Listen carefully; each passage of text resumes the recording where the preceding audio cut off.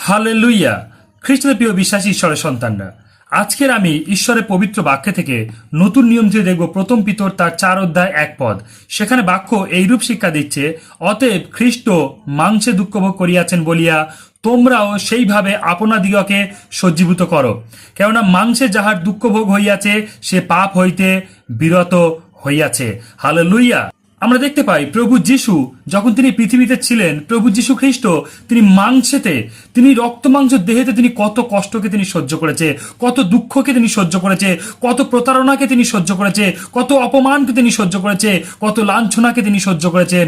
কেন রক্ত মাংস সর্বদাই পাপ করাতে যায়। তাই আমরা দেখতে পাই প্রভু যিশু তিনি পৃথিবীতে রক্ত মাংসের দেহ নিয়ে ছিলেন, তবুও কিন্তু তিনি কোনো পাপ করেননি। তিনি পাপ হইতে তিনি তার দেহকে রক্ষা করেছিলেন। প্রভু যিশুর রক্ত মাংসের দেহ কোনো পাপ করেনি।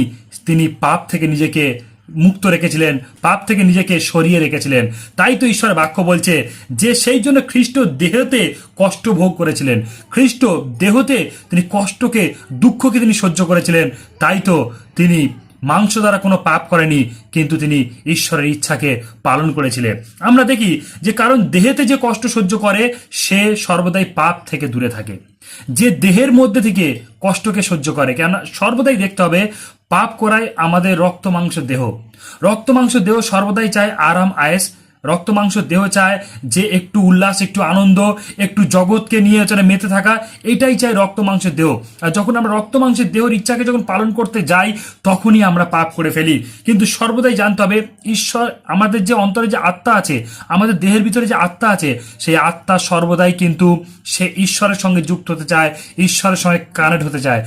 ঈশ্বর যে আত্মাকে দিয়েছে সেই আত্মা সর্বদাই ঈশ্বরের সঙ্গে যুক্ত হতে চায়। তাই আত্মা আমাদের কোনোদিন পাপ করতে চায় না, কিন্তু রক্ত মাংসের দেহ সর্বদাই পাপ করাতে চায়।